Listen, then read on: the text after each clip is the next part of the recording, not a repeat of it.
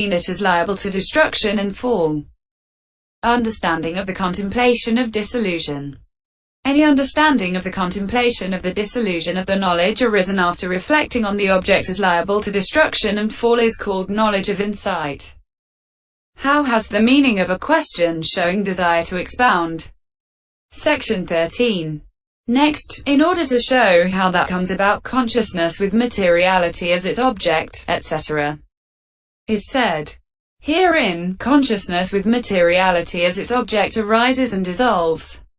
Rúparammaoaí cittaí uppajjitva bhijjati is the equivalent of rúparammaoaí cittaí uppajjitva bhijjati. Or the meaning is rúparammaoabhave cittaí uppajjitva bhijjati, alternative grammatical substitution. Having reflected on that object. Having reflected on, having known, that object consisting of materiality. The meaning is, having seen it as liable to destruction and fall. He contemplates the dissolution of that consciousness. By means of a subsequent consciousness he contemplates the dissolution of that consciousness with which that object consisting of materiality was seen as liable to destruction and fall. Hence the ancients said, he sees with insight both the known and the knowledge. Section 14. He contemplates. Anupasati. He sees always accordingly. Anupasati. Semicolon. The meaning is, he sees again and again in various modes. Hence it is said, he contemplates. How does he contemplate? He contemplates as impermanent, and so on. Section 15. Herein, dissolution is the culminating point of impermanence, and so the meditator contemplating dissolution contemplates the whole field of formations as impermanent, not as permanent.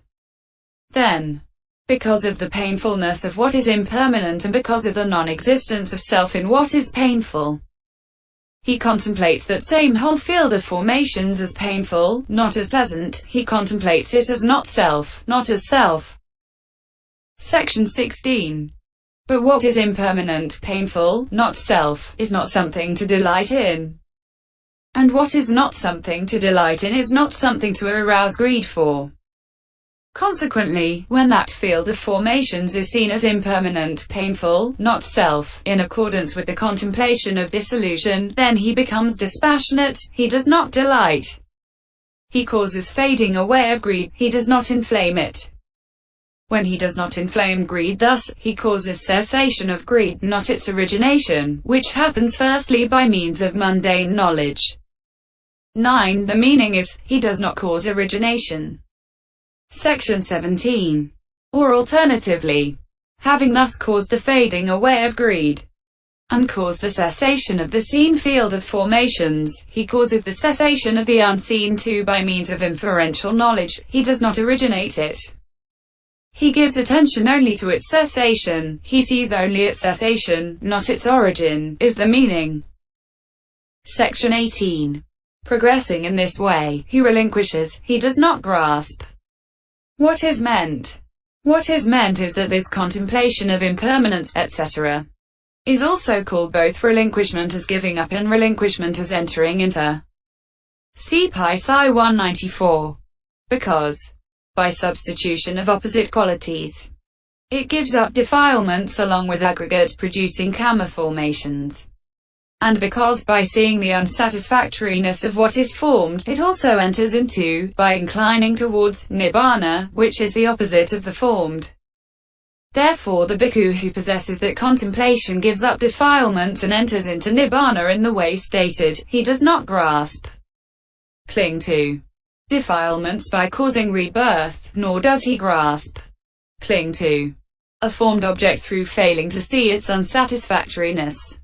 Hence it was said, he relinquishes, he does not grasp. Section 19. Now, in order to show which states are abandoned by these three kinds of knowledge contemplating as impermanent, he abandons the perception of permanence, etc. is said. Herein, delight is craving accompanied by happiness. The rest is as already stated. Section 20. As to the stanzas, the substitution of the object means that after seeing the dissolution of materiality, There is the substitution of another object for that first object by seeing the dissolution of the consciousness by which the dissolution of materiality was seen.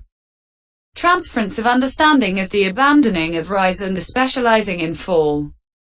The power of adverting is the ability, after seeing the dissolution of materiality, to advert immediately for the purpose of seeing the dissolution of the consciousness that had that dissolution as its object. Our insight following reflection. This is called contemplation of dissolution after reflecting on an object. Section 21. Defining both to be alike by inference from that same object. The meaning is that by inference, by induction, from the object seen by actual experience, he defines both the seen and the unseen to have a single individual essence. Thus, the field of formations dissolved in the past, and will break up in the future, just as it does in the present. And this is said by the ancients. With vision of those present purified, he infers those past and future to be alike. He infers that all formations disappear, like dew dropped when the morning sun comes up. Section 22. Intentness on cessation. After thus giving to both a single definition based on the dissolution, he thus becomes intent on cessation, in other words, on that same dissolution. The meaning is that he attaches importance to it, inclines, tends, leans towards it. Our insight in the mark of fall. What is meant is that this is called insight into the characteristic of fall. Section 23. Having reflected on the object. Having first known the object consisting of materiality, and so on. Dissolution, he contemplates. Having seen the dissolution of that object, he contemplates the dissolution of the consciousness that had that as its object. Section 24. Appearance then as empty. While he is contemplating dissolution in this way, he succeeds in making formations appear as void, thus only formations break up. Their breakup is death. There is nothing else at all. 10. Hence the ancients said, aggregates cease and nothing else exists. Breakup of aggregates is known as death. He watches their destruction steadfastly, as one who with a diamond drills a gem. 11. Section 25. Is insight of higher understanding. What is meant is that the reflection on the object, the contemplation of dissolution, and the appearance as void are called insight of higher understanding. Section 26. Skilled in the three contemplations. A bhikkhu who is competent in the three, beginning with contemplation of impermanence, and in the fourfold insight too. In the four kinds of insight, beginning with dispassion. Skilled in the three appearances, and owing to skill in this threefold appearance, namely, as liable to destruction and fall, as terror, and as void. The various views will shake him not. He does not vacillate on account of the various kinds of views, such as the eternity view. Section 27. When he no longer vacillates and so constantly bears in mind that the unceased will also cease, the undissolved will also dissolve, then he disregards the arising, presence, occurrence and sign of all formations which keep on breaking up, like fragile pottery being smashed, like fine dust being dispersed, like sesame seeds being roasted, and he sees only their breakup. Just as a man with eyes standing on the bank of a pond or on the bank of a river during heavy rain would see large bubbles appearing on the surface of the water and breaking up as soon as they appeared, so too he sees how formations break up all the time. The Blessed One said of such a meditator, and he who looks upon the world as one who looks upon a bubble, as one who looks upon a mirage, is out of sight of death the king. DHP 170. Section 28. When he constantly sees that all formations thus break up all the time, then contemplation of dissolution grows strong in him, bringing 8 advantages, which are these. Abandoning of false view of becoming, giving up attachment to life, constant application, a purified livelihood, no more anxiety, absence of fear, acquisition of patience and gentleness, and conquest of aversion, boredom, and sensual delight. Hence the ancients said, On seeing these 8 perfect qualities he comprehends formations constantly, seeing breakup in order to attain the deathless, like the sage with burning turban. Opening parenthesis.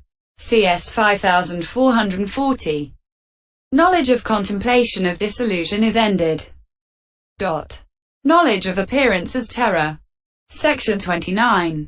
As he repeats, develops and cultivates in this way the contemplation of dissolution, the object of which is cessation, consisting in the destruction, fall and breakup of all formations. Then formations classed according to all kinds of becoming, generation, destiny, station, or abode of beings, appear to him in the form of a great terror, as lions, tigers, leopards, bears, hyenas, spirits, ogres, fierce bulls, savage dogs, rat-mad and wild elephants, hideous venomous serpents, thunderbolts, charnel grounds, battlefields, flaming coal pits, etc. appear to a timid man who wants to live in peace. When he sees how past formations have ceased, present ones are ceasing, and those to be generated in the future will cease in just the same way, then what is called knowledge of appearance as terror arises in him at that stage. Section 30. Here is a simile. A woman's 3 sons had offended against the king, it seems. The king ordered their heads to be cut off. She went with her sons to the place of their execution. When they had cut off the eldest one's head, they set about cutting off the middle's head. Seeing the eldest one's head already cut off and the middle's head being cut off, she gave up hope for the youngest, thinking, he too will fare like them.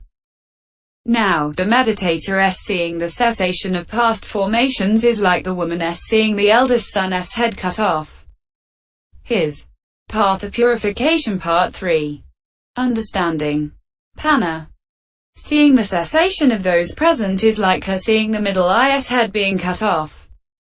His seeing the cessation of those in the future, thinking, formations to be generated in the future will cease too, is like her giving up hope for the youngest son, thinking, he too will fare like them.